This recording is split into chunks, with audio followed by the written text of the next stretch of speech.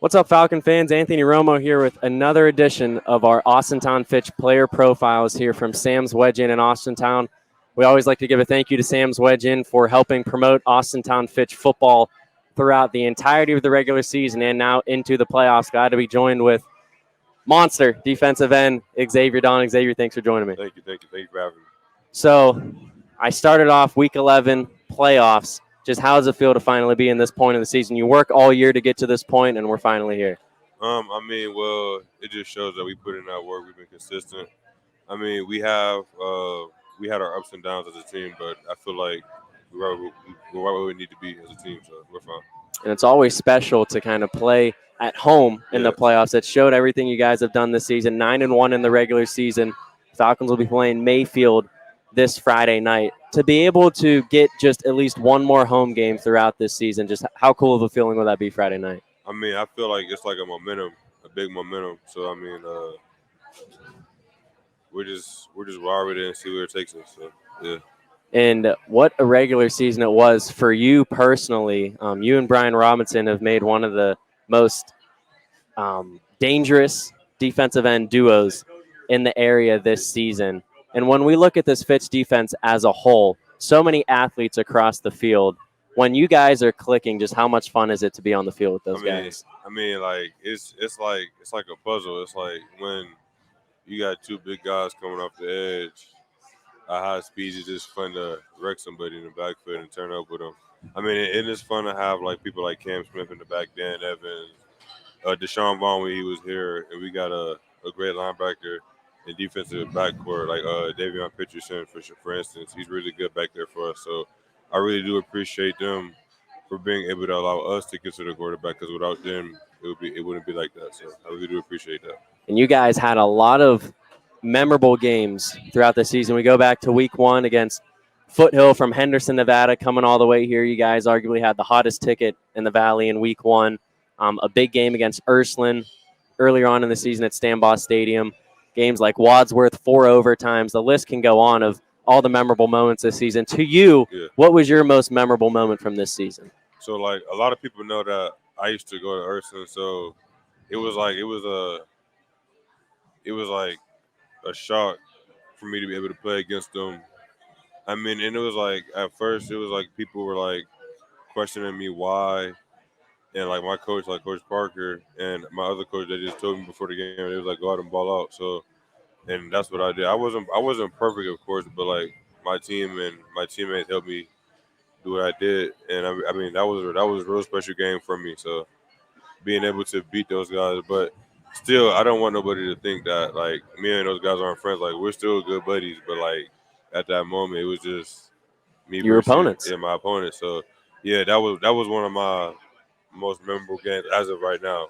And But I think that when we talk about it, we've talked with Coach Parker and some of the other guys, that was such a big game in the Valley because those two teams, Steve and I will say it firsthand, you guys are arguably the two best teams in the Valley yeah, this season. And Coach Parker has said it, and the other guys have said it, and I'm sure you feel the same.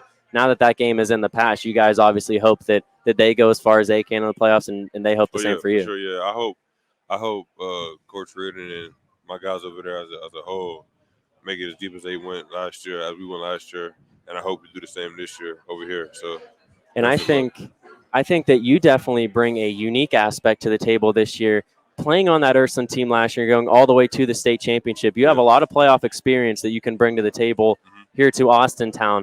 If we go back to that state championship loss last year, what did you learn the most as a player from having such a heartbreaking defeat like that to end your season?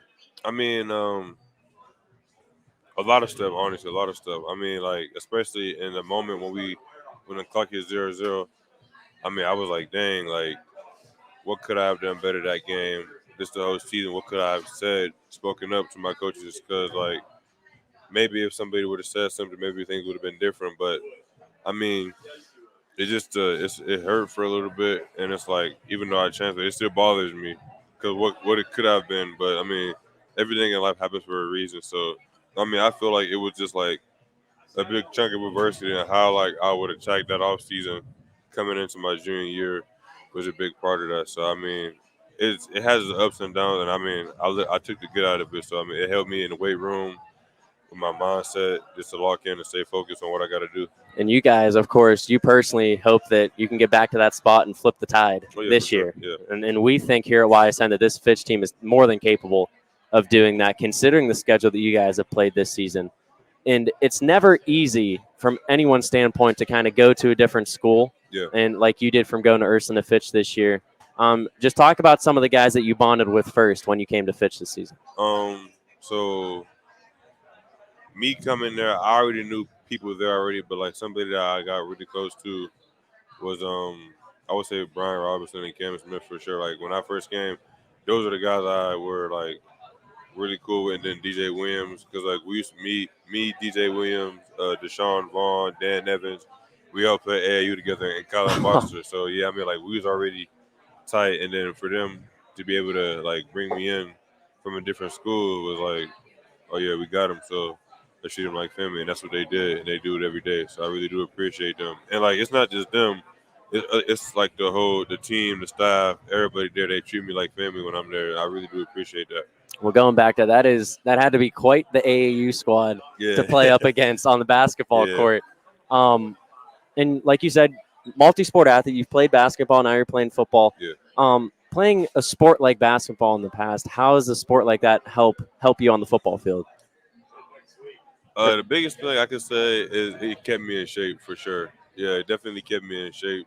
So when I would come back to football, I wouldn't be too out of shape. I'd be right where I needed to be. So, yeah. And then this is how we like to end all of our interviews here on YSNs with some rapid fire. We just got to it with Dan, Right. and now we want to get it here with you yourself. And we'll start it off here.